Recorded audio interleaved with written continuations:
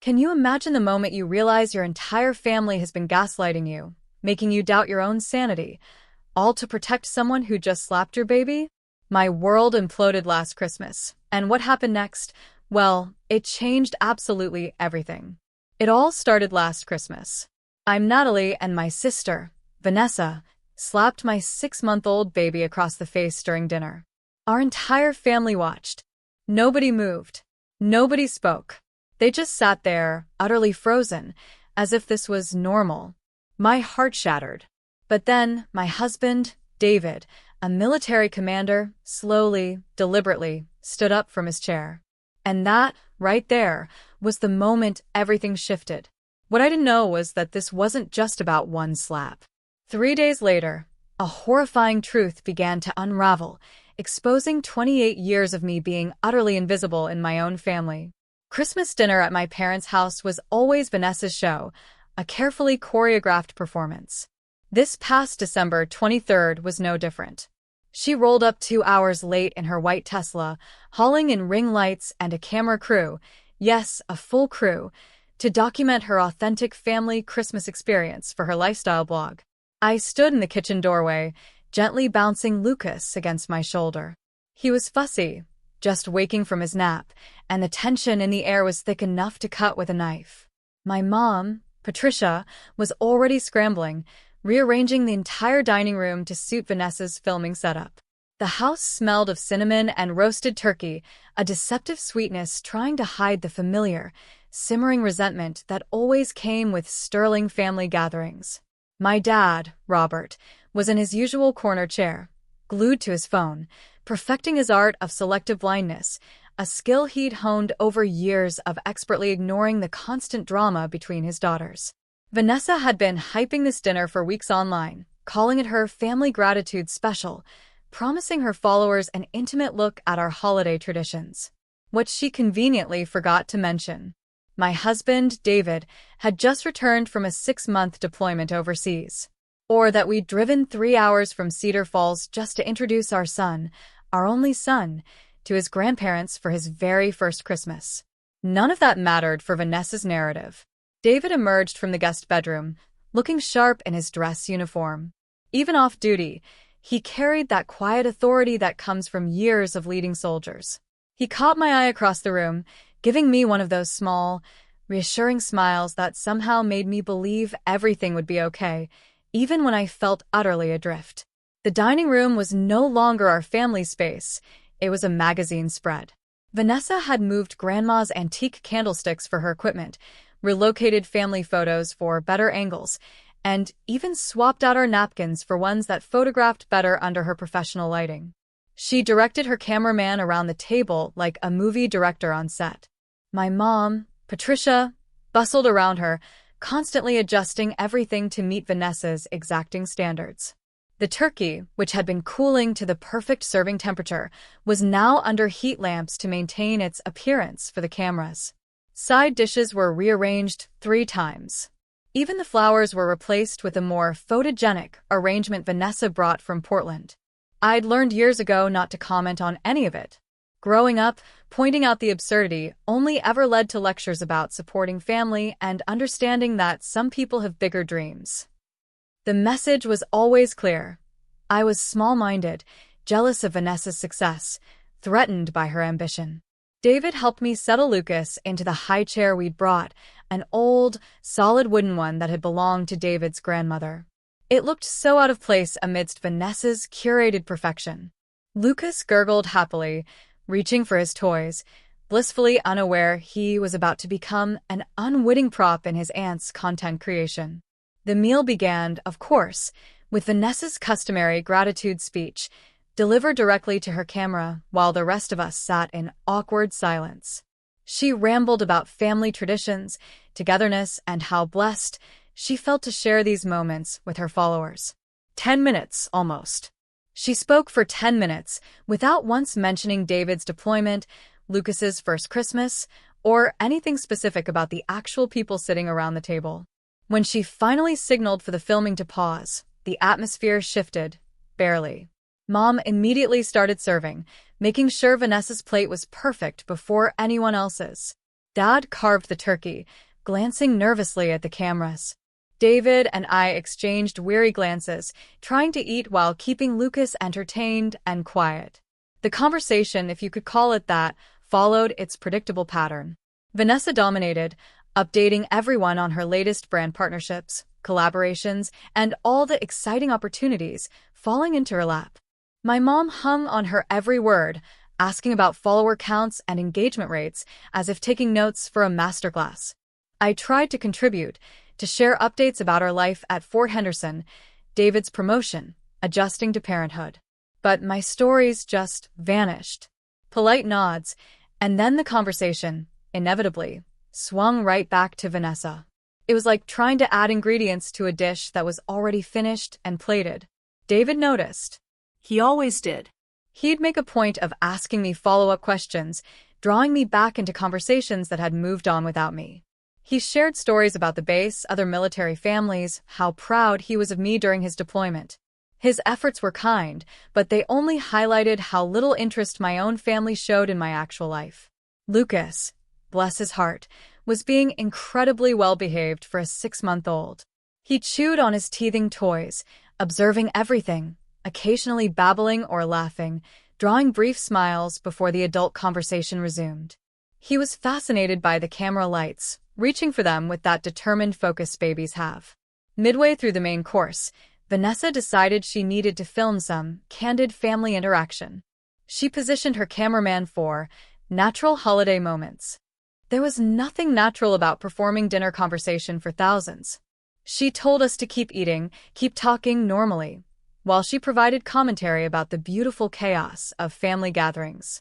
This is where it truly started to unravel. Vanessa had always been a control freak, but the filming pressure combined with her constant need to be the center of attention seemed to push her over the edge. She kept calling for resets when conversations weren't going her way, when someone's expression wasn't right, when background noises interfered. Meanwhile, Lucas was getting tired. His cheerful babbling turned into the kind of whimpering that any parent recognizes, the prelude to a full-blown meltdown. David and I tried to calm him with quiet songs, gentle bounces. But the unfamiliar environment, the disrupted nap, all the unusual activity, it was clearly too much. I suggested taking him to the guest room for a few minutes to decompress. Vanessa immediately objected. She was in the middle of filming the heart of the segment. Having people leave would ruin the content. She assured me babies were adaptable, that a little fussing was normal, and we shouldn't let it interrupt the special family time she was trying to capture. My mom, Patricia, agreed, adding that I was being overly cautious and babies needed to learn to adjust. My dad just nodded, still not looking up from his plate. David's jaw tightened. That specific tightening. It meant he was choosing his words very, very carefully. He gently suggested a short break from filming. But Vanessa was already pivoting to a more authentic approach. Instead of minimizing Lucas's fussing, she'd incorporate it into her narrative about the beautiful messiness of real family life. She began speaking to her camera about how holidays with little ones required flexibility and patience, how unexpected moments often made the best memories. Lucas's whimpering escalated to actual, heartbreaking sobs. The kind of tired, overwhelmed wailing that rips a parent's soul apart. I reached for him, instinctively. Vanessa held up her hand to stop me. She was still filming, still trying to capture this authentic moment of holiday chaos. She genuinely seemed to believe Lucas's distress was adding authenticity to her content, proof her family celebrations were real and unfiltered. David's face had gone completely still, the expression he wore when dealing with high-stakes situations in his command. He watched Vanessa with that meticulous attention he reserved for assessing potential threats. I could almost see him calculating, weighing options, trying to find a diplomatic solution that would protect our son without creating a larger, irreversible conflict. I tried again to reach Lucas. Again, Vanessa stopped me, this time more directly. I was being dramatic. A little crying never hurt anyone. She had experience with children, she reminded me, having babysat in high school. Sometimes parents need to relax their overprotective instincts. Lucas's crying intensified, the desperate wailing of a baby who had reached his limit. The sound filled the dining room. Battling Vanessa's continued, sickening commentary about embracing the chaos. She seemed oblivious. Everyone else at the table had stopped eating, stopped pretending to enjoy themselves, stopped participating in her performance. Then it happened. Vanessa, clearly infuriated that Lucas's crying was ruining her audio and disrupting her meticulously planned segment, leaned across the table. Her hand moved so fast, for a moment, I wasn't sure what I'd even seen. The sharp, sickening crack of her palm against Lucas's cheek echoed through the suddenly silent room. Lucas's crying stopped instantly, replaced by a stunned silence that felt like all the air had been sucked from the room. Then, a wail unlike anything I'd ever heard from him. A sound of pure bewilderment and pain that pierced straight through to my soul. His tiny cheek was already turning red where she'd struck him. Nobody moved. Mom sat frozen, fork halfway to her mouth. Dad's eyes were wide with shock, but he stayed rooted in his chair. The cameraman, unbelievably, kept filming, unsure whether to stop.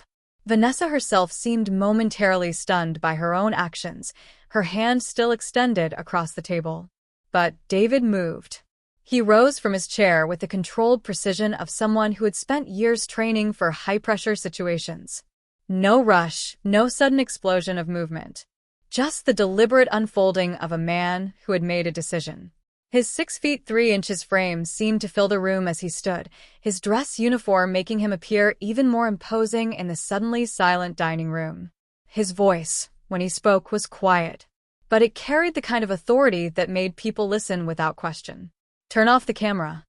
It wasn't a request. The cameraman immediately complied, the red recording light disappearing. The room fell into an even deeper silence. David walked around the table to Lucas, who was still sobbing, hiccuping in his high chair. He lifted our son with the gentle confidence of a father who had comforted him through countless nights, holding him against his chest, murmuring soft reassurances. Lucas's cries began to subside almost immediately, reduced to quiet whimpers as he buried his face against David's shoulder. "Vanessa," David said, his voice still calm, but with an edge that made everyone in the room sit up straighter. "You just struck my infant son." He paused, letting the words hang in the air, heavy and undeniable. "I need you to explain to me why you thought that was acceptable." Vanessa's face went through several color changes, from pale shock to defensive red. "He was being disruptive," she stammered, her voice higher than usual. "I was trying to teach him that crying isn't appropriate at the dinner table. Sometimes children need clear boundaries." "He's 6 months old," David replied, that eerie calm never wavering. "He doesn't understand boundaries. He understands that someone hurt him." He gently adjusted Lucas, checking his cheek, where a faint red mark was still visible. "And you struck him hard enough to leave a mark." The room remained frozen, a tableau of guilt and fear. Everyone waited to see what would happen next. Mom finally found her voice, a shaky whisper. "Vanessa, honey, you shouldn't have." "Don't," David interrupted, not raising his voice, but somehow commanding absolute attention. "Don't minimize this. Don't excuse it. And don't you dare suggest that what just happened was acceptable in any way." He turned his attention back to Vanessa, who was now looking around the room, searching desperately for support that wasn't coming. "You're going to pack up your equipment and leave now. And you are not going to come near my family again until you can explain to me how you plan to ensure this never happens again." Vanessa's mouth opened and closed several times. "You can't just, this is my family too. You can't ban me from family gatherings." Her voice gained strength, defensive anger replacing the shock. "You're being completely unreasonable." It was barely a tap. "You're acting like I committed some terrible crime." David's expression didn't change, but his posture shifted. Anyone who'd served under his command would have recognized the warning signs. Barely a tap that left a mark on my infant son's face," he said. "A tap administered because he was crying, which is literally the only way babies have to communicate distress." He looked around the table, his gaze settling on each family member. "And not one of you moved to stop her. Not one of you said a word. You all sat here and watched someone strike a baby, and you're now trying to minimize it because she's family. The truth of his words settled over the room like a heavy, suffocating blanket. Mom's face crumpled with something that might have been shame. Dad finally looked up, though he still couldn't meet David's eyes. Vanessa's defensive anger wavered, replaced by something that looked almost like a flicker of recognition for what she'd done. But it was too late. David had made his decision. "Natalie," he said, turning to me, his expression gentle despite everything. "Gather Lucas's things. We're leaving."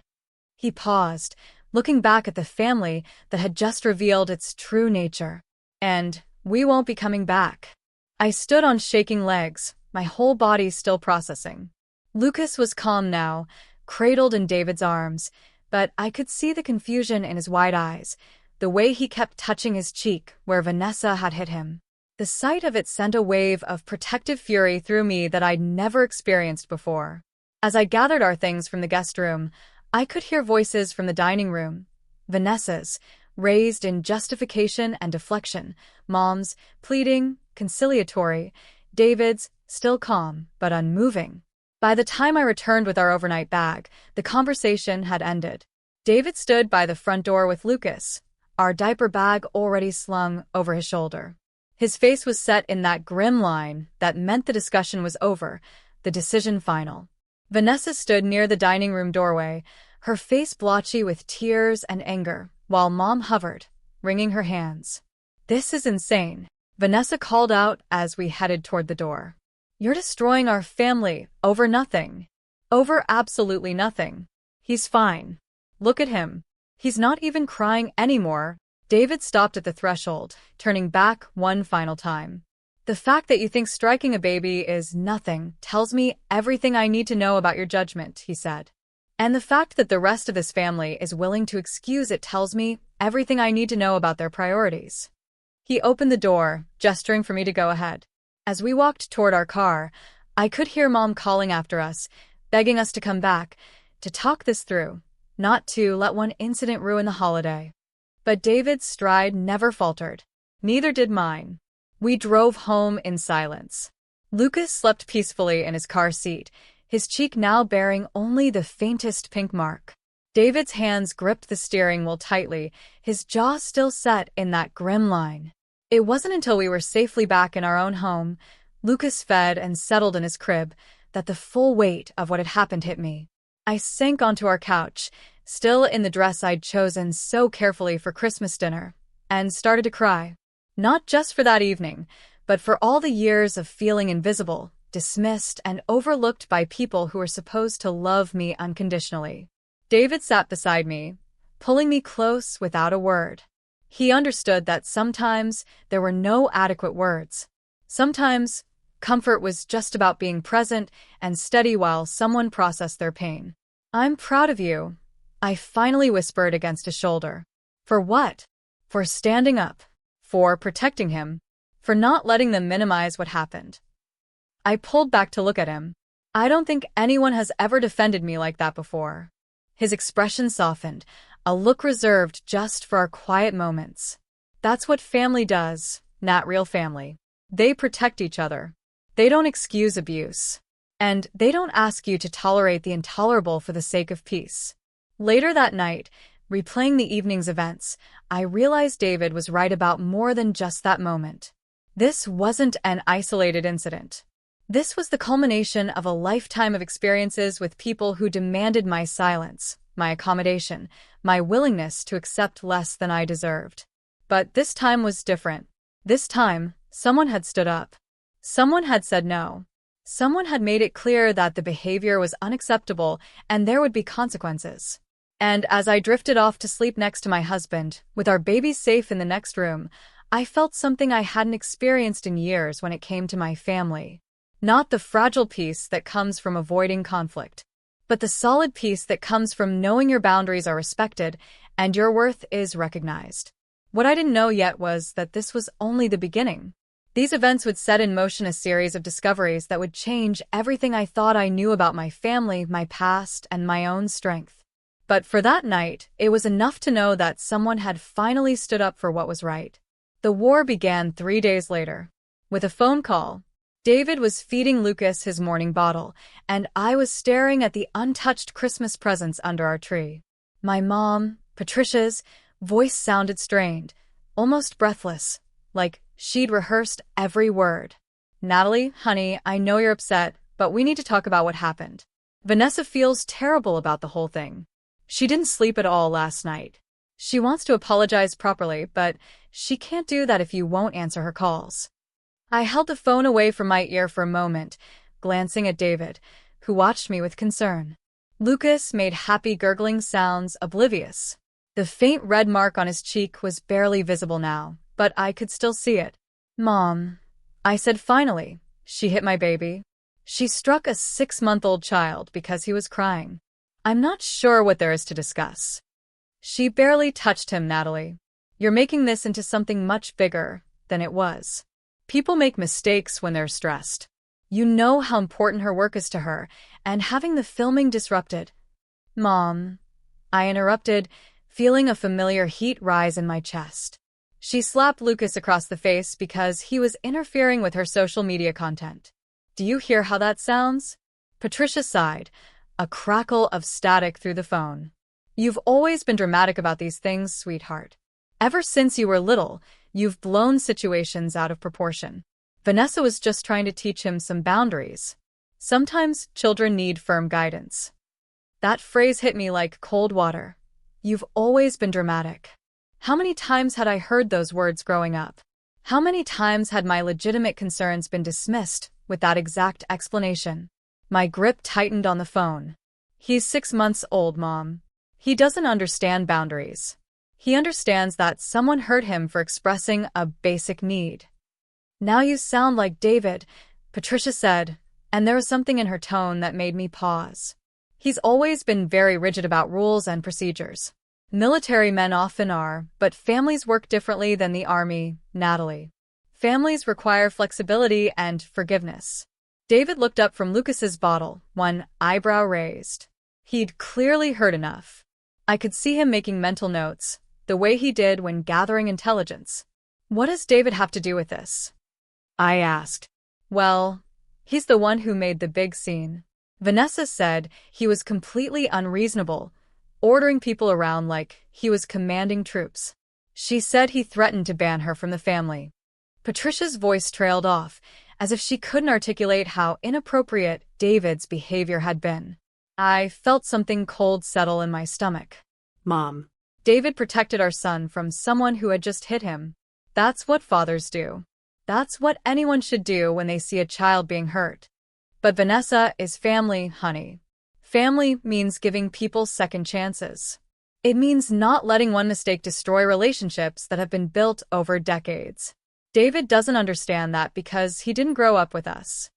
He doesn't know how we handle things. The conversation continued for 10 more minutes, each exchange making me feel more disoriented. Patricia painted a picture of events that bore little resemblance to what I'd witnessed. In her version, Vanessa had barely made contact with Lucas, everyone had overreacted, and David had turned a minor family disagreement into a major crisis through his inflexibility and outsider's perspective. When I finally hung up, David watched me with the expression he wore after debriefing a difficult mission. "Let me guess," he said. "It's our fault." "According to my mother, yes. Vanessa feels terrible, but I'm being dramatic, and you're being controlling because you don't understand how families work." I slumped against the kitchen counter, feeling exhausted despite having been awake for less than 2 hours. "And how do families work?" David asked, setting down Lucas's empty bottle and lifting him to his shoulder for a burp. "Apparently, they work by excusing abuse and expecting the victims to be understanding about it." I sighed. "She actually said that you don't understand family dynamics because you didn't grow up with them." "She's right about that," David said quietly. "I didn't grow up with them. I grew up in a family where adults protected children instead of making excuses for people who hurt them." The difference hit me with unexpected force. David's family had its own challenges, but I'd never heard his parents dismiss abuse or ask victims to be more understanding of their attacker. His grandmother, Eleanor, had been fiercely protective of all her grandchildren, never tolerating anyone who tried to harm them, physically or emotionally. The phone rang again an hour later. This time, it was Robert, my father, speaking in the careful, measured tone he used when trying to mediate family conflicts. He'd clearly been coached, probably by Patricia, because his words had a rehearsed quality that didn't match his usual scattered communication style. Natalie, I think we all need to take a step back and look at this situation more objectively. Your mother told me about her conversation with you this morning, and it sounds like there might be some miscommunication about what actually happened yesterday. Dad, there's no miscommunication. Vanessa hit Lucas. Multiple people saw it happen. There's nothing unclear about the situation. Well, that's just it. Vanessa said she was just trying to get his attention, maybe redirect his fussing. She said she might have been a little firmer than necessary, but she never intended to hurt him. And honestly, looking at him now, he seems fine. Children are resilient. I found myself staring at the ceiling, trying to process the sheer cognitive dissonance of having my own father explain to me what had happened to my own child. Dad, intent doesn't matter when we're talking about hitting a baby. The impact matters. The fact that she thought striking him was an appropriate response to crying matters. But that's the thing, sweetheart. She's not experienced with babies. She was just trying to help in the moment. Sometimes people make poor choices when they're trying to handle unfamiliar situations. The conversation followed the same maddening pattern as with Mom. Every concern I raised was met with an explanation for why it wasn't really a problem. Every time I tried to center Lucas's well-being, the discussion was redirected to Vanessa's feelings, her inexperience, her stress levels, her good intentions. By the time Dad hung up, I felt like I was losing my grip on reality. Had I misunderstood? Was I overreacting to something genuinely minor? The voices of my parents, people I'd trusted my entire life, were telling me that my perceptions were wrong, that my protective instincts were misguided, that my husband's response had been disproportionate. David found me sitting at the kitchen table, staring at my phone with an expression he later told me looked like shell shock. He'd finished settling Lucas for his morning nap and came to check on me, immediately recognizing that something had shifted. "What did your dad say?" he asked, sitting down across from me. He said that Vanessa didn't mean to hurt Lucas, that she was just trying to help, that maybe she was a little firmer than necessary, but children are resilient. I repeated the words in a flat tone, as if saying them aloud might help me make sense of them. David was quiet for a long moment, studying my face. Then he asked, "What do you think happened yesterday?" The question surprised me, not because I didn't know the answer, but because no one else had asked me what I thought. Everyone had been telling me what to think, explaining what had really happened, correcting my understanding of events I'd witnessed with my own eyes. "I think my sister hit my baby because he was crying and it was interfering with her filming," I said, the words coming out stronger than I expected. "I think it was hard enough to leave a mark and shock him into silence. I think it was completely inappropriate and potentially harmful." I paused, feeling some clarity return as I spoke my own truth out loud. "And I think my parents are more interested in protecting Vanessa from consequences than they are in protecting Lucas from being hurt again." "That's what I think too," David said. "So the question is, do you trust your own perceptions, or do you trust people who are telling you that what you saw didn't really happen?" It was a fair question, but devastating. The people asking me to doubt myself were my parents, people who had shaped my understanding of right and wrong my entire life. The person supporting my perceptions was my husband, someone I'd known for 5 years, but who had consistently demonstrated better judgment and clearer moral boundaries than my family of origin. The third phone call came that afternoon, and this time it was Vanessa herself. Her voice was thick with tears, trembling with what sounded like genuine emotion. This was the sister I remembered from childhood, vulnerable and seeking connection, not the polished influencer persona. "Nat, I feel so horrible about what happened. I haven't been able to eat or sleep since yesterday. I keep replaying it in my mind, wondering how I could have handled things differently." For a moment, a flicker of hope. Maybe this would be the conversation where she acknowledged what had happened and took responsibility. Maybe we could find a way forward. "I'm glad you called, Vanessa. Lucas is okay, but I was really shocked by what happened. I need to understand why you thought hitting him was an appropriate response to his crying. That's just it, she said, her voice gaining strength, losing the vulnerability. I don't think I really hit him. I think I just touched his cheek to get his attention. And maybe because everyone was so tense about the filming, it seemed like more than it was. You know how these things can get blown out of proportion when emotions are running high. The hope I'd felt moments earlier evaporated instantly. She wasn't calling to apologize or take responsibility. She was calling to continue the family narrative that what I'd witnessed hadn't really happened. Vanessa, there was a sound when your hand made contact with his face. There was a mark on his cheek. He went from crying to completely silent in shock before he started wailing. That's not a gentle touch to get someone's attention. But that's what I'm trying to tell you. I think everyone's perception was distorted by the stress of the situation, the cameras, the disrupted filming, David's reaction. It all created this atmosphere where a normal interaction got interpreted as something much more serious. I found myself gripping the phone so tightly my knuckles went white. Are you saying I imagine the mark on my baby's face? I'm saying that maybe what looked like a mark was just the natural redness that comes from crying. Maybe what sounded like a slap was just the sound of contact that seemed louder because the room was so quiet. Maybe what felt like a big deal in the moment isn't actually as serious as it seemed. The conversation continued in this maddening vein for 20 more minutes.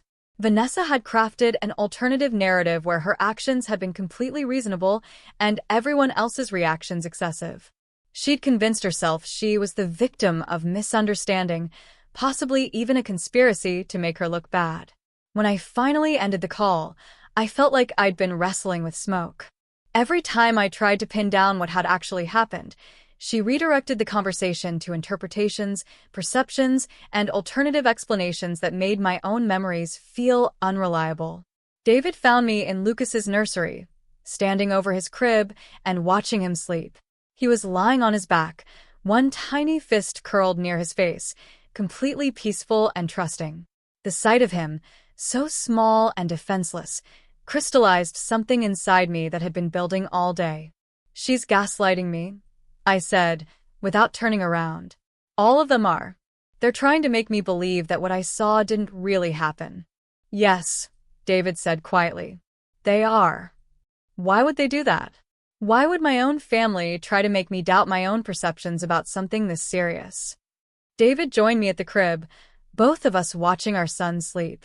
Because acknowledging what really happened would require them to take action they're not willing to take. It would mean holding Vanessa accountable, which might disrupt their family dynamic.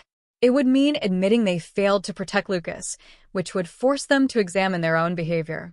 So instead, they make you the problem. The fourth call came that evening, just as David and I were settling in to watch a movie. This time, it was Patricia again, but her tone had shifted from pleading to frustration. The careful diplomacy of the morning conversation had been replaced by something sharper. Natalie, I've been thinking about our conversation this morning, and I'm concerned about how you're handling this situation. You're being very rigid and unforgiving, which isn't like you. I'm wondering if maybe the stress of new motherhood is affecting your judgment. I felt David tense beside me on the couch. The suggestion that my judgment was compromised by postpartum issues was a particularly low blow. We both recognized it. Mom, my judgment is fine. My priorities are clear. Protecting my child from people who think it's acceptable to hit him isn't negotiable. But that's exactly what I'm talking about. You're characterizing this as hitting, when it was clearly something much less serious. You're creating conflict where none needs to exist. You're making choices that are going to damage family relationships permanently over something that could be resolved with basic communication and forgiveness. What would resolution look like to you? I asked, genuinely curious about her ideal outcome. Vanessa apologizes for the misunderstanding. You accept that she didn't mean any harm.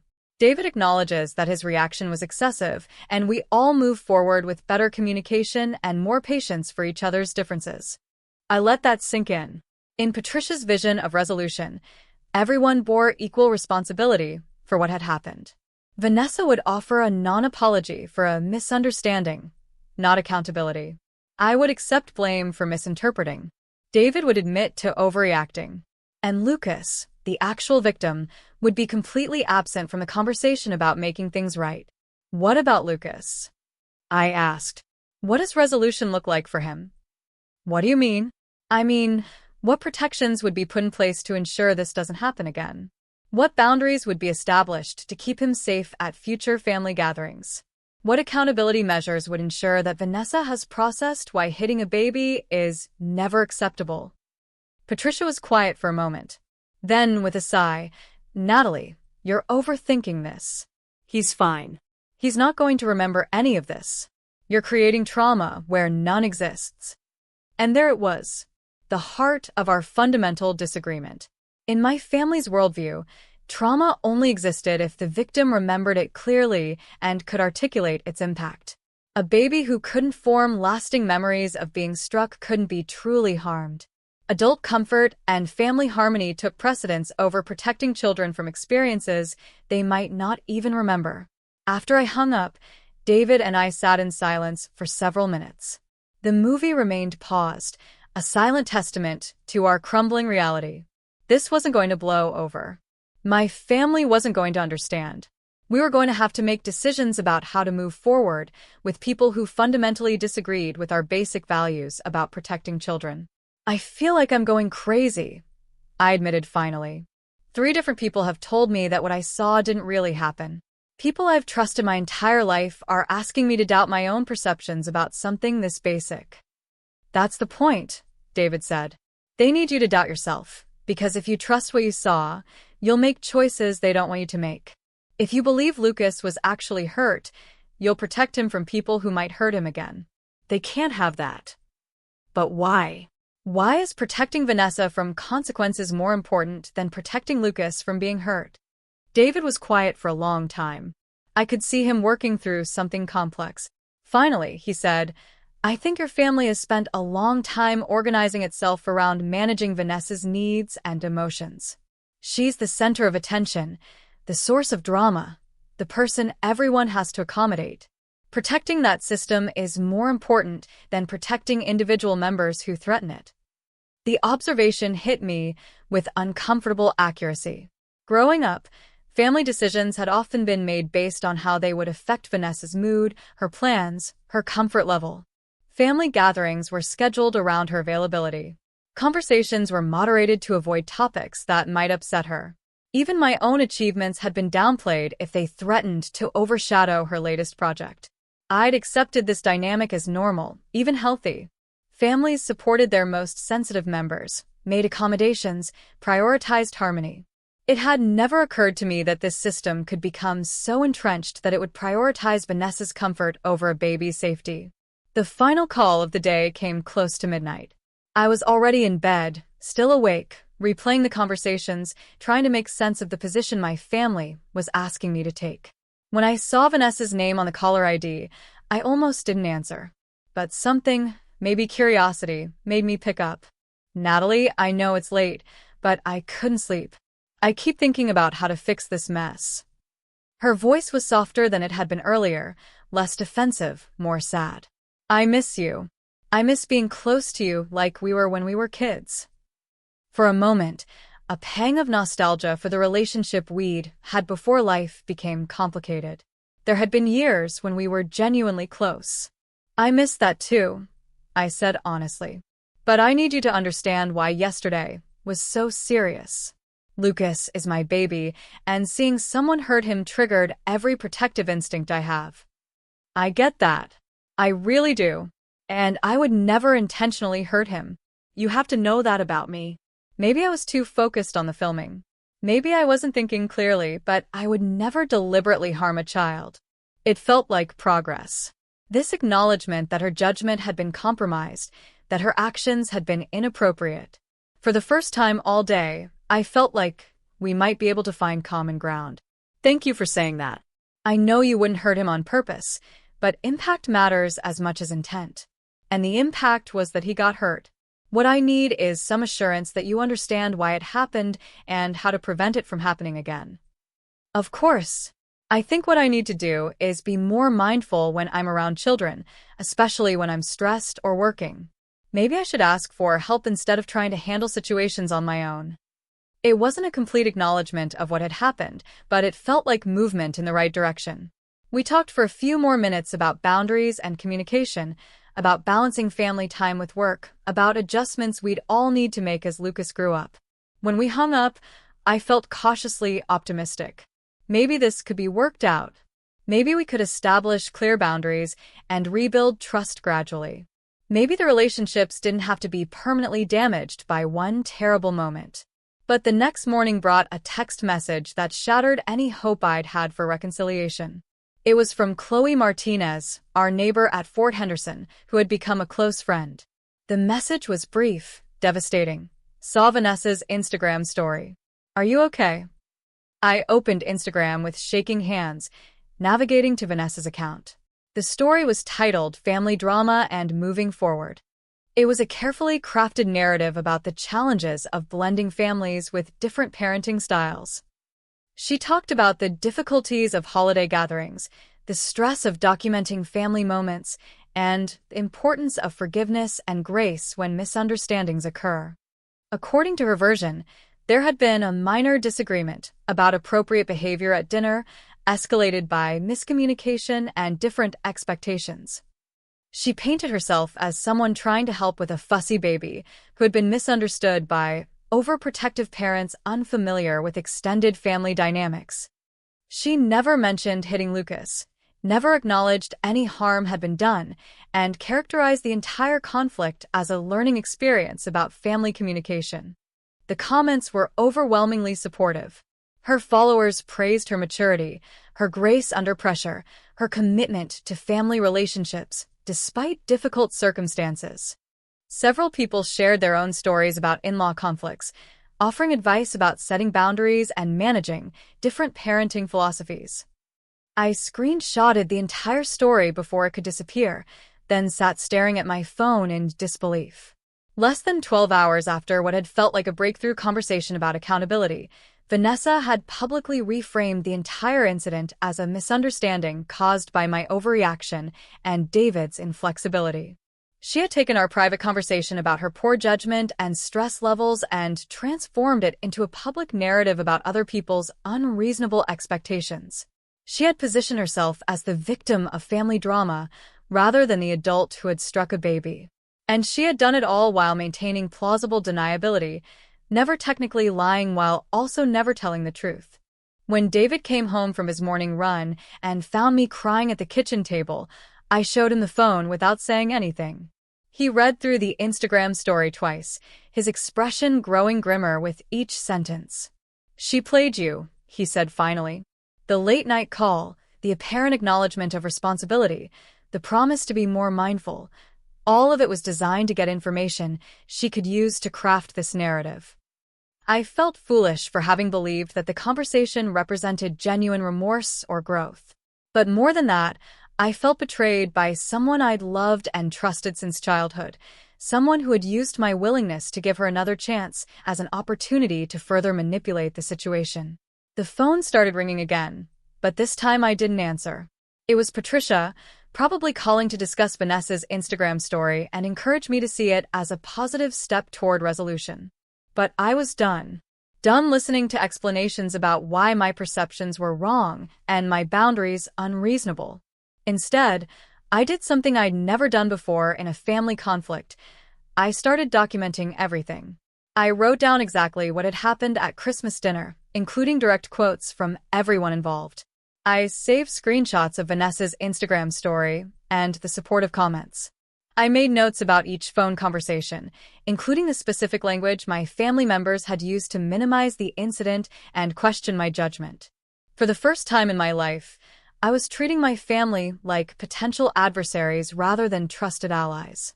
And as I organized the evidence of their gaslighting and manipulation, I began to understand that this pattern had been happening for much longer than just the past few days. This was how they had always handled conflicts that threatened their preferred narrative. This was how they had always managed situations where Vanessa's behavior created problems for other people. This was how they had trained me, over decades, to doubt my own perceptions and prioritize family harmony over my own well-being. But this time was different. This time, the victim wasn't just me. It was my infant son. someone who couldn't advocate for himself or choose to walk away from a harmful situation. This time I had a partner who supported my perceptions and validated my concerns rather than asking me to be more understanding. And this time I was going to fight back. The documentation process revealed patterns I hadn't consciously recognized before. Scrolling through old text messages and social media posts, a clear picture emerged of how my family had been managing conflicts for years. Every time Vanessa created a problem, the same cycle played out. Initial shock, followed by explanations and excuses, then pressure on everyone else to accommodate her version of events. I found a text thread from 2 years earlier, when Vanessa had shown up 4 hours late to our grandmother Eleanor's memorial service because she'd been filming a collaboration with a makeup brand. Instead of addressing her disrespect, the family had spent the entire reception discussing how grief affects people differently and how we all cope with loss in our own way. My hurt feelings about her absence during the most important parts of the service had been reframed as selfishness during a difficult time. Another thread from last spring revealed a similar pattern. Vanessa borrowed Mom's car and returned it with significant damage. The insurance claim showed thousands of dollars in repairs, but the family conversation focused on how accidents happen and how material possessions weren't worth damaging relationships. Mom had ended up paying the deductible herself rather than asking Vanessa to take responsibility. The more I looked, the clearer it became. I had been trained to accept this dynamic as normal family behavior. I'd learned to minimize my own needs, question my own perceptions, and prioritize everyone else's comfort over my own well-being. The Christmas dinner incident wasn't an anomaly. It was the most extreme example of a pattern that had been shaping my life for decades. David found me at the kitchen table, surrounded by printed screenshots and handwritten notes, creating what looked like a case file for a criminal investigation. He poured himself coffee and sat down across from me, studying the organized evidence. "This looks like intelligence gathering," he observed. "That's exactly what it is. I'm trying to understand how they do this. How they consistently manage to make me feel like I'm the problem when they're the ones causing harm." I gestured to a timeline I'd created of family conflicts over the past 5 years. "Look at this pattern. Every single time, the same thing happened." David examined the timeline, noting the recurring elements: incident, denial, reframing, pressure to forgive, eventual acceptance of the family narrative. "It's sophisticated. They've created a system that protects Vanessa from consequences while training everyone else to doubt their own judgment." But why me specifically? Why am I always the one being asked to be more understanding, more forgiving, more flexible? Because you're the one who challenges. You're the one who notices when things don't add up. You're the one who asks uncomfortable questions. He pointed to several incidents on my timeline. "Look at these. In every case, you are the person who initially called out the problematic behavior. They need to neutralize you because you're the threat to their system." The observation hit me with uncomfortable accuracy. I had always been the family member who pointed out inconsistencies, who asked why certain behaviors were acceptable, who pushed for accountability. I thought of myself as helpful, as someone who wanted to improve family dynamics. But from their perspective, I was a disruptor who threatened their carefully maintained equilibrium. My phone buzzed with another text from Patricia. "Honey, I saw that you read Vanessa's Instagram story. I hope you can see that she's really trying to move forward in a positive way. Maybe we could all get together this weekend to talk through everything calmly." I showed the message to David. He shook his head. "They're trying to reset the narrative again. Get everyone in the same room, apply social pressure, and convince you to accept their version of events for the sake of family peace." "But what if I'm wrong?" I asked, a tremor in my voice. "What if I am being too rigid, too unforgiving? What if there really is a way to work through this that doesn't require cutting people out of our lives?" David set down his coffee cup and looked at me seriously. "Let me ask you something. If one of my soldiers struck a baby during a family gathering and then spent the next week convincing everyone that it hadn't really happened while publicly reframing themselves as the victim, what would you think I should do?" The question clarified everything instantly. If this were happening to anyone else's family, if I were watching from the outside, I would be horrified by the gaslighting and manipulation. I would advise them to protect their child and maintain clear boundaries with people who refuse to acknowledge harmful behavior. I would tell them to document everything and stay away from people who think hitting babies is negotiable. I'd tell them all that, I answered, feeling a surge of defiant clarity. Right. So, why is your family different? I didn't have a good answer. The only reason I was even considering compromise was because these were people I'd loved my entire life, people whose approval I'd sought since childhood, people whose rejection felt like losing a fundamental part of my identity. But none of those reasons justified exposing Lucas to people who might hurt him again. That afternoon, I received an unexpected call from Chloe Martinez. She'd been following the situation since sending me that text about Vanessa's Instagram story, and she had information that changed everything. Natalie, I need to tell you something, but I'm not sure how you're going to take it. I've been going through Vanessa's social media more carefully, and I found some posts from earlier this year that I think you need to see. She sent me screenshots of several posts from Vanessa's account dating back to when Lucas was first born. One showed a professional photo shoot using baby props, captioned with something about the beauty of new beginnings and the joy of expanding family. Another featured her holding what appeared to be a newborn, with text about the blessings of being an aunt and the special bond between sisters. The problem was the timing. Both posts had been published weeks before Lucas was actually born, using stock photos and borrowed babies to create content about an experience she hadn't had yet. She'd been monetizing her relationship with my unborn child, creating sponsored content about our family moments before they'd even happened. There's more, Chloe said when I called her back, my hands shaking. I found a whole series of posts about family traditions, holiday celebrations, and multi-generational gatherings that all feature photos from Christmas dinner last year. The one you and David missed because of his deployment. She's been creating this narrative about close family relationships that doesn't actually exist. I felt sick. Vanessa had built a brand around family content that portrayed relationships and experiences that were largely fiction. Her followers believed she was documenting authentic family moments, but she was actually crafting carefully staged content designed to generate engagement and sponsorship opportunities.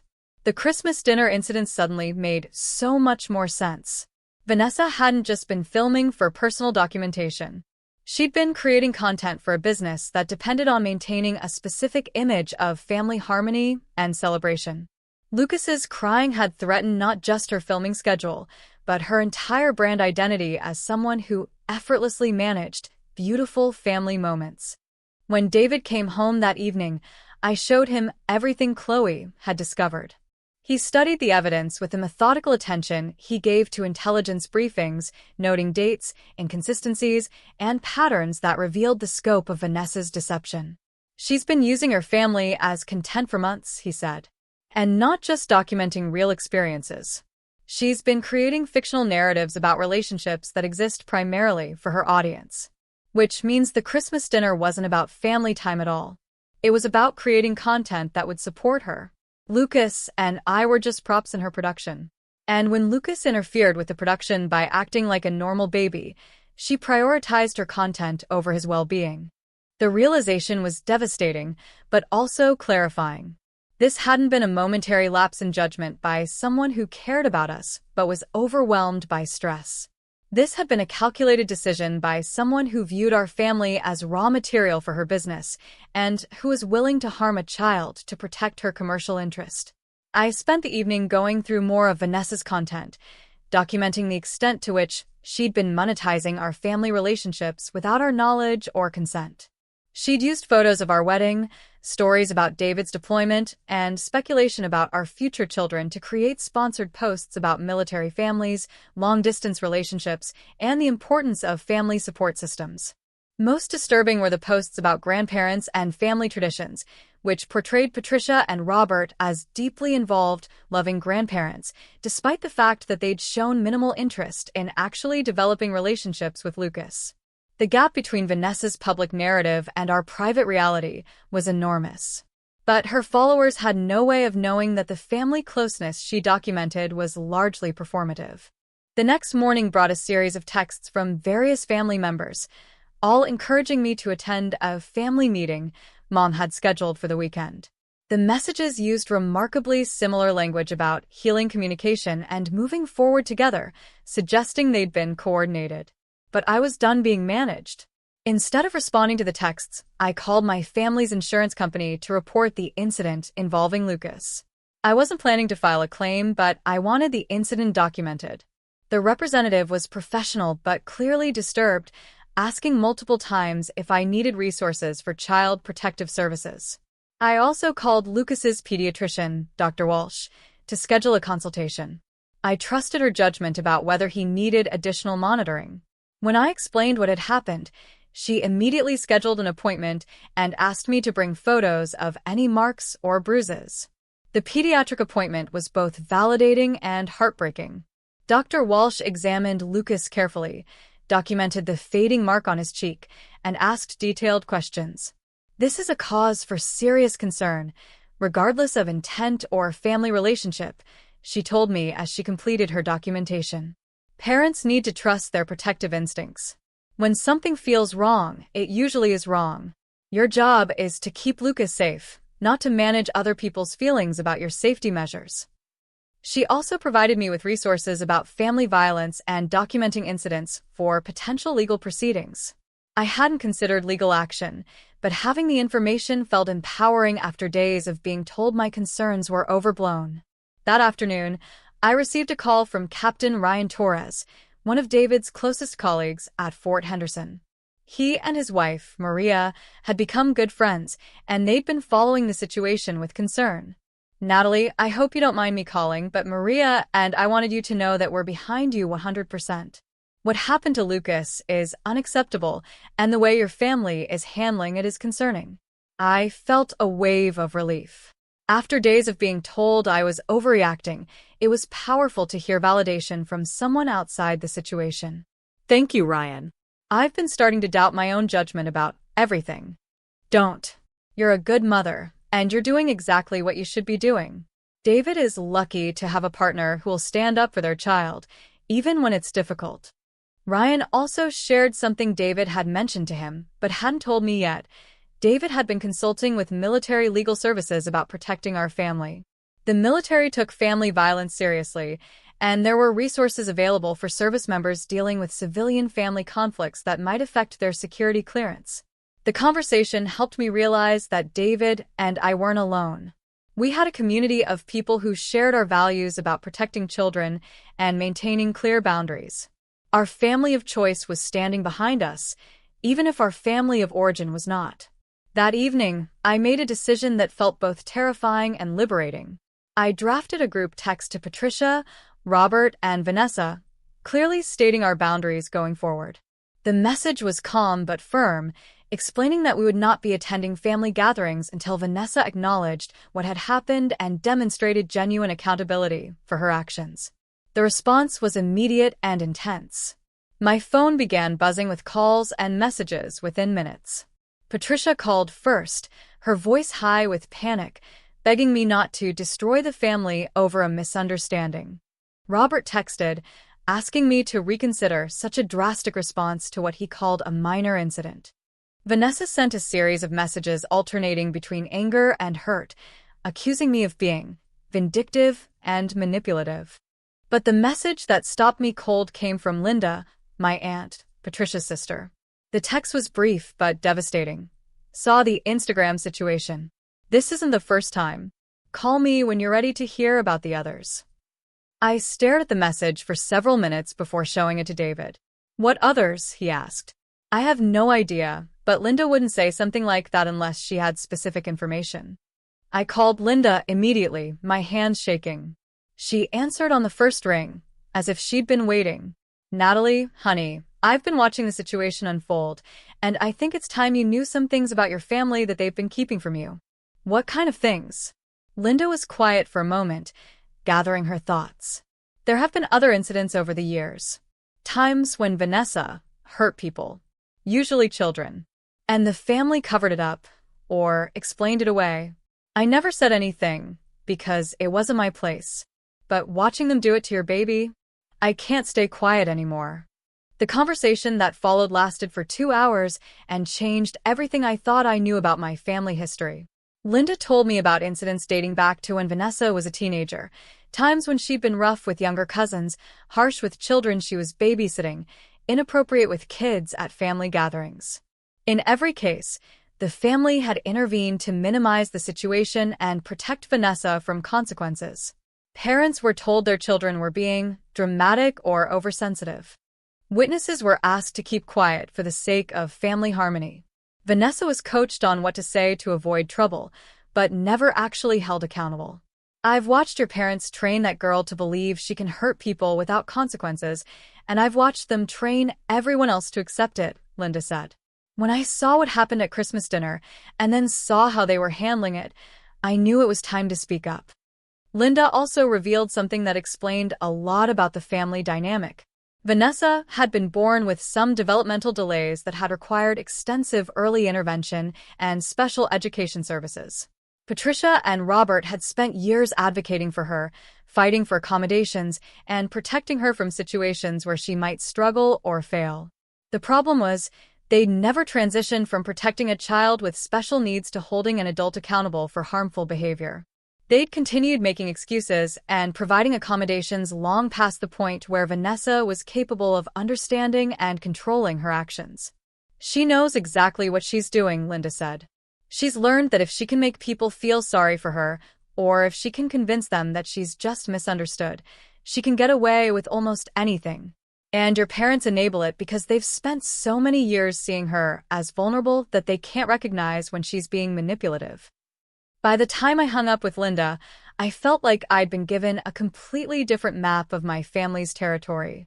Suddenly, decades of confusing interactions made sense. The pattern of protecting Vanessa at everyone else's expense wasn't just a recent development. It was a system that had been refined over years. More importantly, Linda's information made it clear that Lucas wasn't Vanessa's first victim, and he wouldn't be her last if the family continued enabling her behavior. The Christmas dinner incident wasn't an isolated mistake. It was the latest example of a long-standing pattern that had been hidden from me because I'd been too young, too distant, or too willing to accept family explanations. The next morning, I woke up with absolute clarity. I wasn't just protecting Lucas from one bad incident. I was breaking a generational cycle of abuse and enabling that had been damaging children in my family for years. I called Linda back and asked if she would be willing to document what she'd told me, to provide written statements. She agreed immediately, saying she'd been carrying the guilt of staying silent for too long. I also reached out to other family members who might have information, people who'd been present during some of the incidents Linda had described. Some were reluctant, but others were relieved to finally talk about things they'd witnessed and been asked to forget. By the end of the week, I had a comprehensive picture of how my family had been protecting Vanessa from consequences while putting other people's children at risk. I had written statements from multiple witnesses, documentation of previous incidents, and clear evidence that the Christmas dinner event was part of a much larger pattern. David and I spent that weekend planning our next steps. We weren't interested in revenge or public humiliation. We were committed to protecting Lucas and potentially preventing future incidents with other children. We decided to share our documentation with family members who had children to give them the information they needed to make informed decisions about their own safety. We also made the decision to maintain our boundaries regardless of how the family responded. Linda's information had made it clear that this wasn't a problem that could be solved with better communication or more understanding. This was a problem that required fundamental changes in accountability and consequences. Changes that my family had shown no willingness to make. Most importantly, we decided to build our own family traditions and support systems that didn't depend on people who prioritized maintaining dysfunction over protecting children. Lucas deserved to grow up in an environment where his safety was never negotiable, where adults took responsibility for their actions, and where his well-being wasn't sacrificed for someone else's comfort.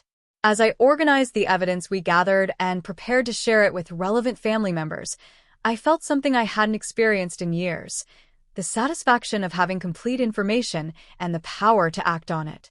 I was no longer the confused family member being told that my perceptions were wrong. I was someone who understood exactly what was happening and why, and who had the resources to respond appropriately. The war that had begun with a slapped baby was about to become a battle for the truth. And for the first time since Christmas dinner, I felt confident about which side would win. The breaking point came when I received a certified letter from Vanessa's attorney demanding I cease what they called a defamation campaign against their client. The letter claimed I was spreading false information about the Christmas dinner events and damaging Vanessa's professional reputation through malicious statements to family members and online activity. I stared at the legal letterhead in disbelief. I hadn't posted anything online, hadn't spoken to anyone outside the immediate family except for close friends. The only campaign I'd conducted was documenting actual events and sharing factual information with relatives who had young children. David read the letter over my shoulder, his expression growing darker. "They're trying to intimidate you into silence," he said. "This is what people do when they know they're guilty, but can't afford to have the truth come out." The letter demanded I sign a statement acknowledging that no assault had occurred, that any claims about Vanessa striking Lucas were fabricated, and that I would refrain from making any future statements that could damage her business interests. In exchange, they would not pursue legal action for defamation and intentional interference with business relationships. Business relationships, I repeated, feeling the full weight of what this revealed. She's not worried about family harmony or healing relationships. She's worried about her brand and her income stream. That afternoon, I called the law office of Janet Morrison, an attorney Linda had recommended who specialized in family law and child protection cases. Janet agreed to see me immediately. Her initial assessment was both reassuring and concerning. "The letter is largely bluster," she told me after reviewing the documentation I'd assembled. "Truth is an absolute defense against defamation claims, and you have substantial evidence supporting your version of events. But the fact that they're escalating to legal threats suggests they're feeling genuine pressure about something." Janet helped me understand that Vanessa's business model depended heavily on maintaining a specific public image. If sponsors and followers learned about her history with children, or if her family relationships were revealed to be largely fictional, the financial impact could be devastating. The legal threats weren't really about protecting her reputation. They were about protecting her income. "I want you to prepare for them to escalate further," Janet warned. "People with a lot to lose can become dangerous when they feel cornered. Document everything, stay safe, and don't engage directly with any of them until we develop a comprehensive strategy." The strategy session with Janet revealed options I hadn't considered. We could file for restraining order. We could pursue our own legal action for intentional infliction of emotional distress. We could report the incident to Child Protective Services to create an official record that might protect other children. Most importantly, Janet helped me understand that I wasn't required to keep family secrets that put children at risk. The evidence I'd gathered about previous incidents wasn't gossip or betrayal. It was information that other parents had a right to know. That evening, I made copies of everything we'd assembled and prepared packages for family members with young children. Each package included documentation of the Christmas dinner incident, witness statements about previous events, and information about Vanessa's pattern of avoiding accountability. I wasn't asking anyone to choose sides or cut contact. I was simply providing information they could use to make informed decisions. The response was swift and explosive. Within hours of delivering the packages, my phone was ringing constantly. Some were supportive, thanking me for information that explained incidents they'd witnessed but been told to forget. Others were furious, accusing me of trying to destroy the family and create drama where none had existed. Patricia called in hysterics, demanding I explain why I was attacking Vanessa with lies and propaganda. She'd apparently seen some of the documentation and was devastated by what Linda and others had shared. "Those things happened years ago," she sobbed into the phone. "Vanessa was just a child herself in some of those situations. She didn't understand what she was doing. Why are you dragging up ancient history to hurt her now?" "Because it's not ancient history, Mom. It's a pattern that's continuing today. And because other parents deserve to know about that pattern when they're making decisions about their children's safety." "But she's changed. She's grown up. She would never intentionally hurt a child now. She hit Lucas 6 days ago, Mom. Whatever changes you think she's made clearly haven't addressed the fundamental problem." The conversation deteriorated from there, with Patricia alternating between begging me to retract the information and threatening to cut me out of the family entirely if I destroyed Vanessa's life. It was the same emotional manipulation I'd experienced my entire life. But this time, I recognized it for what it was and refused to be swayed. Robert's response was different, but equally revealing.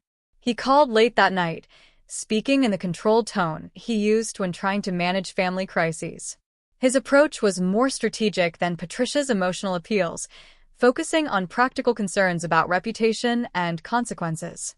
"Natalie, I understand you're upset about what happened, but this approach is going to hurt everyone, including you and David. If this information becomes public, it could affect David's military career. Have you thought about the security clearance implications of being involved in a family scandal?" It was a low blow, trying to use David's professional obligations to pressure me into silence. But it also revealed how little Robert understood about military values. The military didn't penalize service members for protecting children or reporting abuse. Quite the opposite. "Dad, David's career is built on integrity and protecting people who can't protect themselves. His command structure would be more concerned if he failed to protect his own child from someone with a history of violence." But Vanessa doesn't have a history of violence. These are isolated incidents that happened years apart, mostly when she was young herself. You're creating a narrative that makes her sound like a dangerous predator when she's just someone who's made some mistakes. Mistakes are accidents, Dad. Patterns are choices. And a pattern of hurting children, followed by a pattern of avoiding consequences, isn't something I'm going to help hide anymore. The most devastating call came from my cousin Sarah, who had been present during several of the incidents Linda had described. Sarah was now a mother of 2 young children, and she'd received one of my information packages with deep concern. "Natalie, I need you to know that I believe everything you've documented. I was there for some of those incidents, and I've been carrying guilt about staying quiet for years." Her voice was shaky but determined.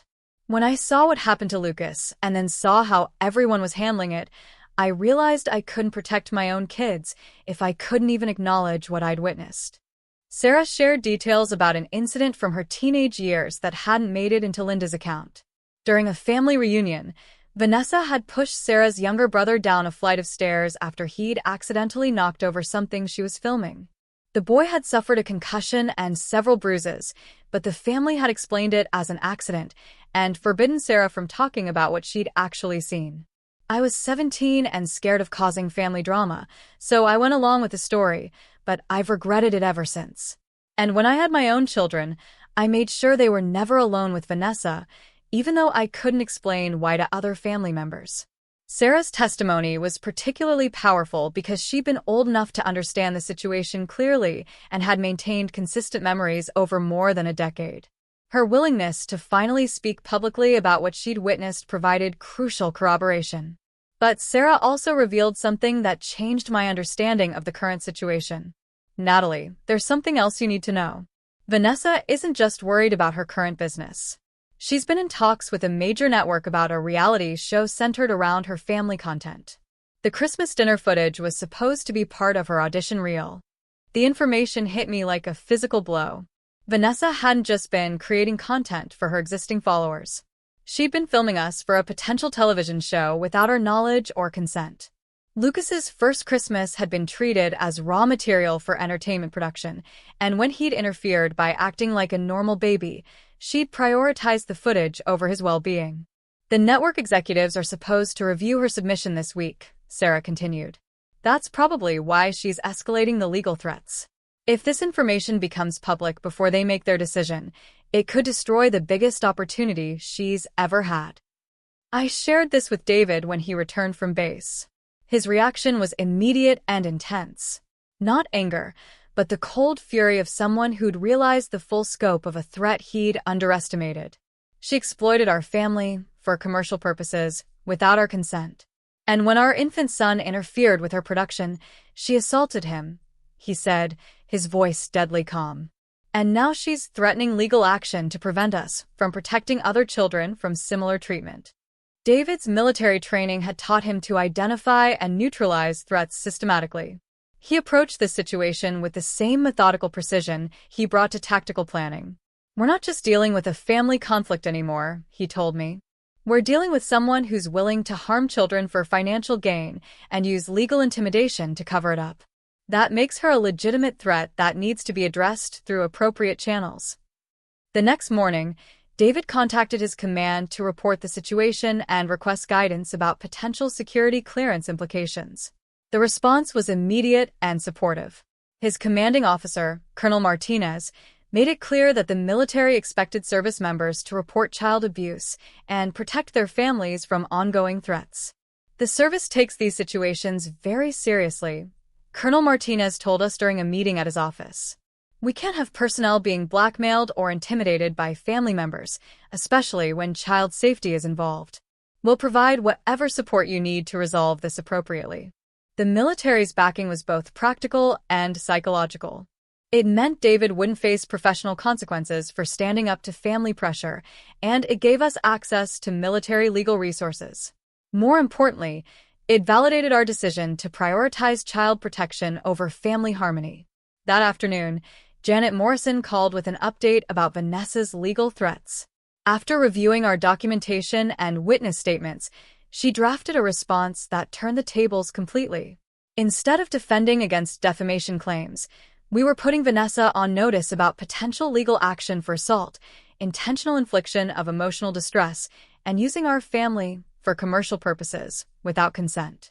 "The beauty of truth as a defense," Janet explained, "is that it forces the other side to prove their claims are false. Given the evidence you've assembled, that's going to be very difficult for them to do. More likely, they'll realize that pursuing this legally will only create more public exposure of information they want to keep private." The response letter was a masterpiece of legal strategy. It acknowledged the incident at Christmas dinner in factual terms, detailed the evidence supporting our account, and noted the pattern of similar incidents that had been documented by multiple witnesses over many years. It also informed Vanessa's attorney that we had evidence of commercial exploitation of our family without consent and were considering our own legal options. Most importantly, the letter made it clear that we weren't making public accusations or seeking media attention. We were simply sharing factual information with family members who needed it. If Vanessa wanted to make the situation public through legal proceedings, we were prepared to present our case in court with full documentation. The response to our letter was immediate silence. No calls from family members, no text messages, no social media activity from Vanessa's account. It was as if the entire Sterling family apparatus had suddenly gone dark while they figured out how to respond to a situation they couldn't control through their usual methods. But the silence was broken 3 days later by an unexpected development. I received a call from Jessica Chun, a producer at the network that had been considering Vanessa's reality show proposal. She'd somehow obtained information about recent events and wanted to discuss the situation with me directly. "Miss Brooks, I'm calling because we've received some concerning information about your sister's family content and the authenticity of the relationships she's been documenting. Before we move forward with any business arrangements, we need to understand what actually happened during the filming session she submitted as part of her audition." I was careful to stick to facts, confirming that the Christmas dinner had been filmed for commercial purposes, that there had been an incident involving my infant son, and that the family relationships portrayed in Vanessa's content didn't accurately reflect our actual dynamic. I didn't volunteer inflammatory details, but I answered Jessica's questions honestly. "Thank you for your honesty," Jessica said at the end of our conversation. "This information is very helpful as we evaluate our programming decisions." Networks have to be extremely careful about liability issues, especially when children are involved in content creation. 2 hours later, my phone exploded with calls and messages from my family. Word had apparently gotten back to Vanessa that the network was conducting additional research, and she was in full panic mode. Patricia called, crying, begging me to contact the network and clarify that everything had been a misunderstanding. Robert sent multiple texts about the importance of family loyalty and the damage I was causing to Vanessa's dreams. But the most revealing response came from Vanessa herself, who showed up at our house unannounced that evening. David answered the door and found her standing on our porch, mascara streaks down her cheeks, her hands shaking with rage. "You destroyed everything," she screamed as soon as she saw me. "Years of work, hundreds of thousands of followers, business relationships. I spent years building. All gone because you couldn't just let things go." "I didn't destroy anything, Vanessa," I said, my voice steady. "I protected my child and shared factual information with people who needed it. If that destroyed your business, maybe your business was built on lies." It wasn't lies. It was content creation. It was storytelling. Everyone knows that social media isn't completely literal. It's about creating aspirational content that people want to engage with. David stepped between us, his posture making it clear that Vanessa needed to lower her voice. "You used our family as props for fictional content without our consent. And when our baby interfered with your production, you hit him. There's nothing aspirational about that." I barely touched him, and only because he was ruining months of work. Do you have any idea how hard it is to create authentic family content when people won't cooperate with a vision? The admission was stunning. In her fury, Vanessa had revealed that she genuinely believed Lucas should have cooperated with her commercial filming and that striking him was justified by the importance of her content creation. She wasn't apologetic about hurting him. She was angry that he'd failed to perform according to her expectations. "Get off our property," David said quietly. "And don't come back. You can't just cut me out of the family. I'm Lucas's aunt. I have." "You have no rights to access a child you assaulted," David replied, his voice firm. "And if you come here again, I'll call the police." Vanessa's mask slipped completely in that moment.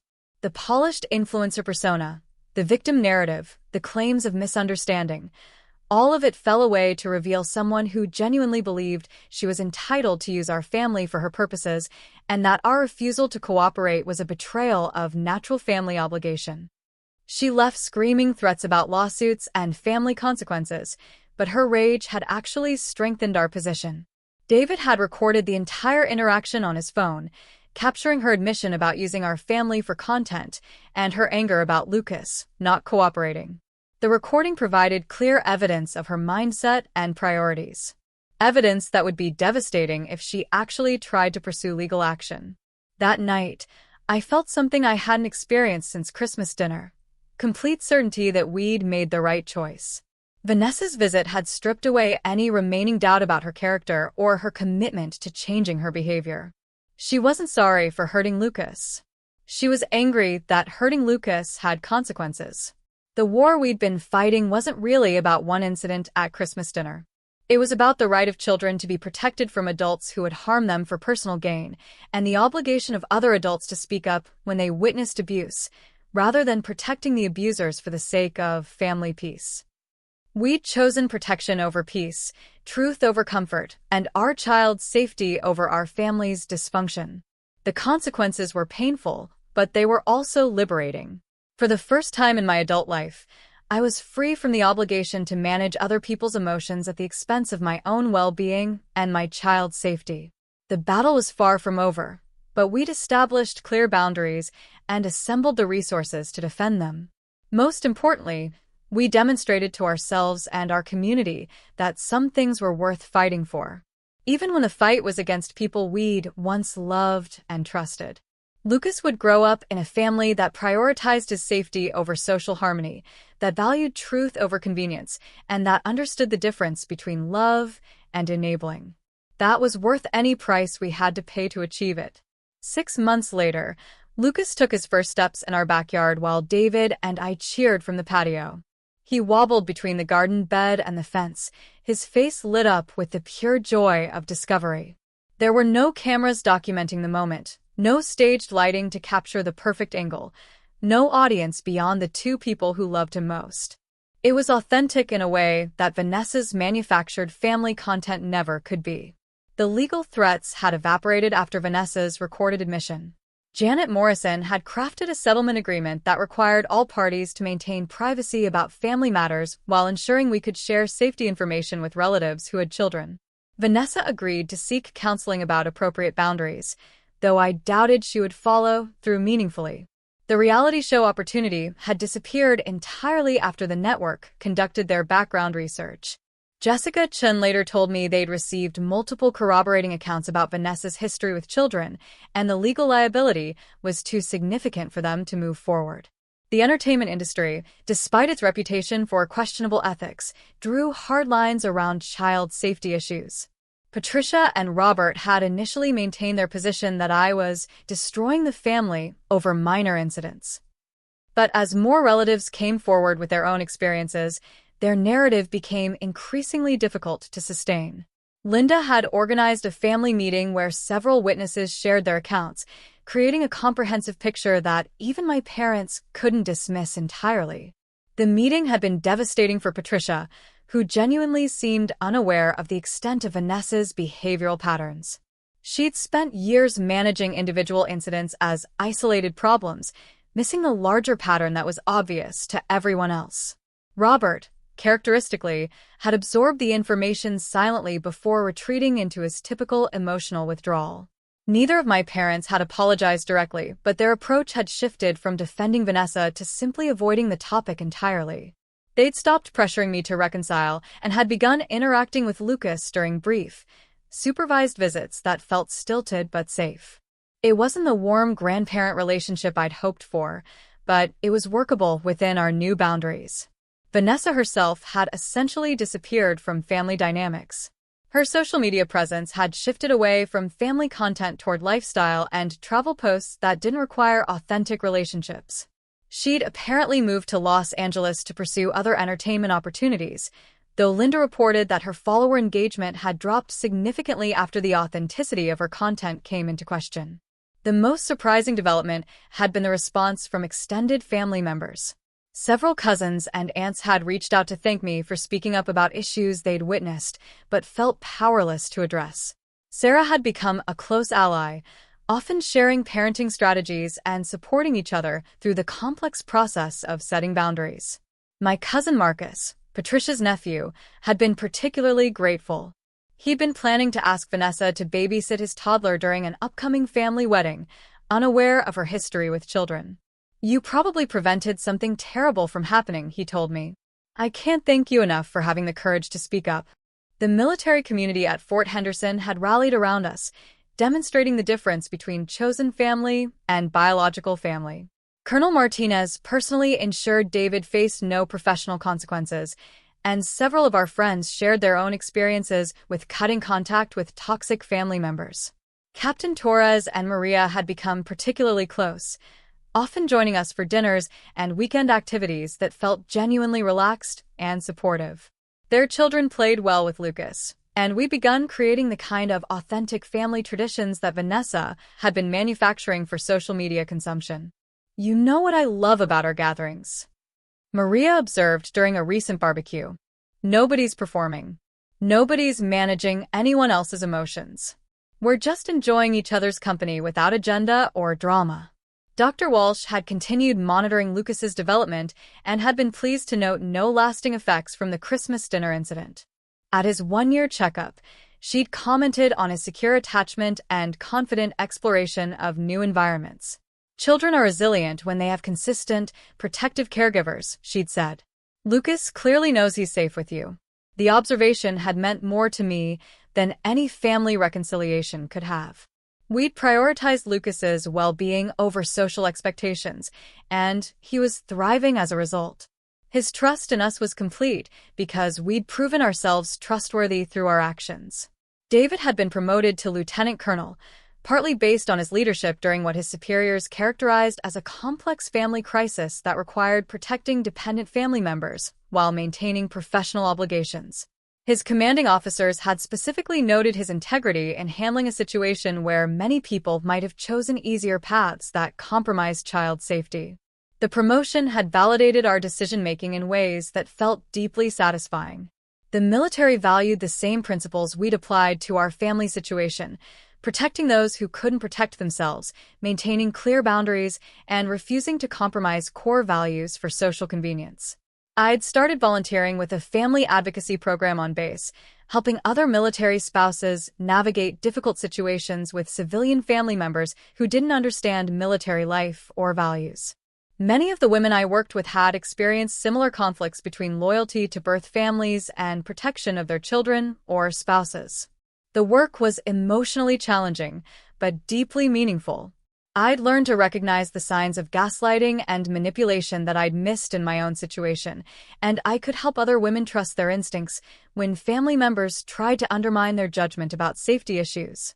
One young mother, Angela, had been struggling with in-laws who consistently undermined her parenting decisions and criticized her husband's military career.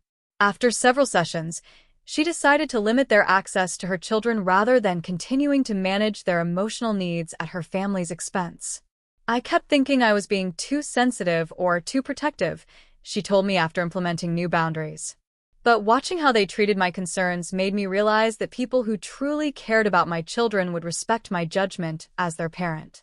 The parallels to my own experience were striking, and helping other women navigate similar challenges had reinforced my confidence in the choices we'd made. Family relationships that required sacrificing child safety or personal integrity weren't worth preserving, regardless of blood connections or social expectations. Linda had become an unexpected source of ongoing support, often calling to check on how we were adjusting to life without the sterling family drama. She'd revealed that she'd been considering speaking up about Vanessa's behavior for years, but had never found the courage until she saw what happened to Lucas. "Watching you stand up for your baby gave me permission to finally tell the truth about things I've been keeping quiet about for decades," she told me. "Sometimes it takes one person being brave enough to break the silence before others can find their voice." Linda had also provided updates about how Patricia and Robert were processing the situation. They'd apparently begun attending counseling together, trying to understand how they'd enabled harmful behavior for so many years. The process was painful but necessary if they wanted to have any kind of relationship with their grandchildren going forward. "Your mother is starting to understand that protecting Vanessa from consequences didn't actually help anyone, including Vanessa," Linda had reported.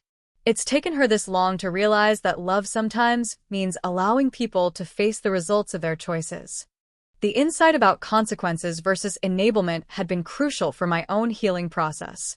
For years, I'd confused accommodation with love, thinking that protecting family members from uncomfortable realities was kindness rather than harm.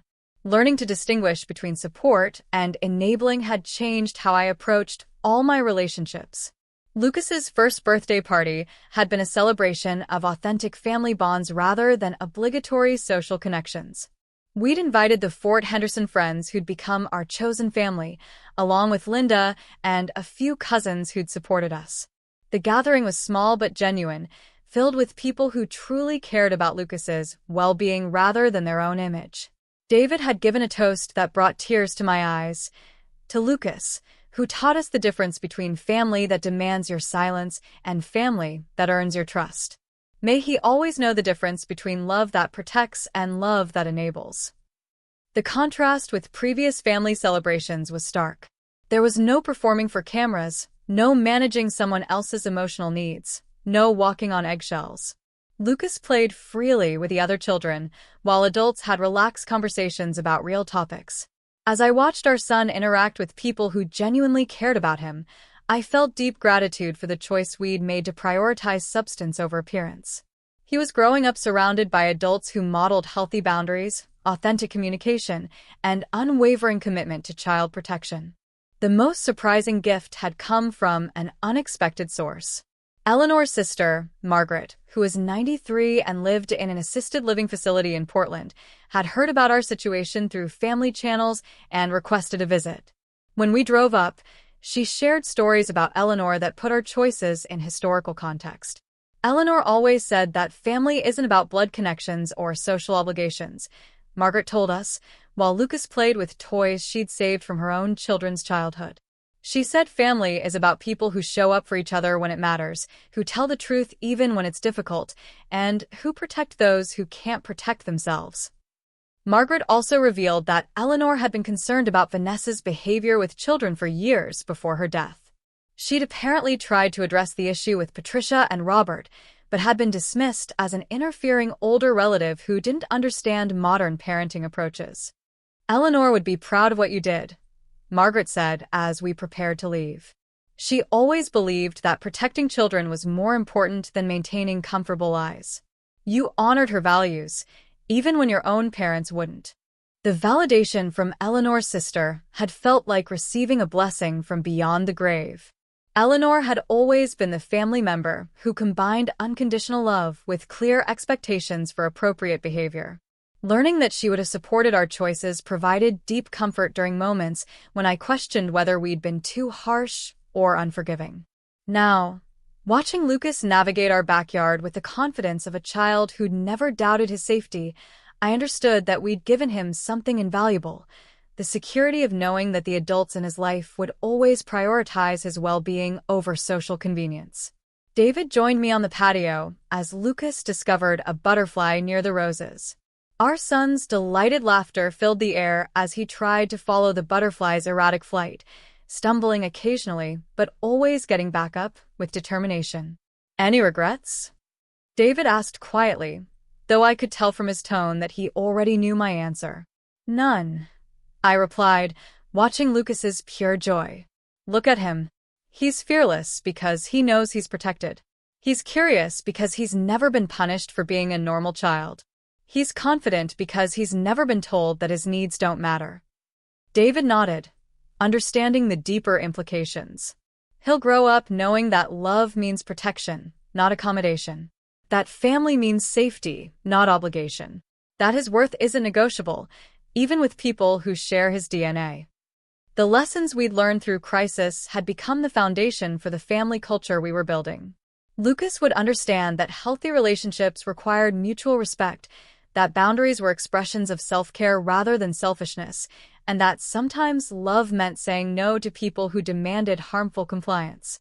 As the sun set behind the trees, and Lucas finally tired himself out chasing butterflies, I felt complete peace with the choices we'd made. We traded the familiar dysfunction of my birth family for the uncertain work of building authentic relationships, and the trade had been more than worth it. Lucas would never remember the Christmas dinner that changed everything. But he would grow up with the benefits of our decision to prioritize his safety over family harmony. And he would know that his parents could be trusted to protect him, that his needs mattered, and that love never required accepting harm.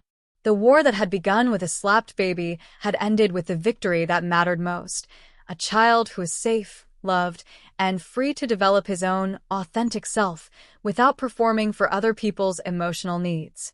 In losing my birth family, I gained something far more valuable, the knowledge that I could build the kind of family that actually deserved the name. So, here's my question for you. What would you have done if you were sitting at that dinner table? Or if you've ever had to stand up for yourself or your kids against family who just couldn't see the truth, how did you find your voice? I really want to hear your stories in the comments below. Let's talk about it.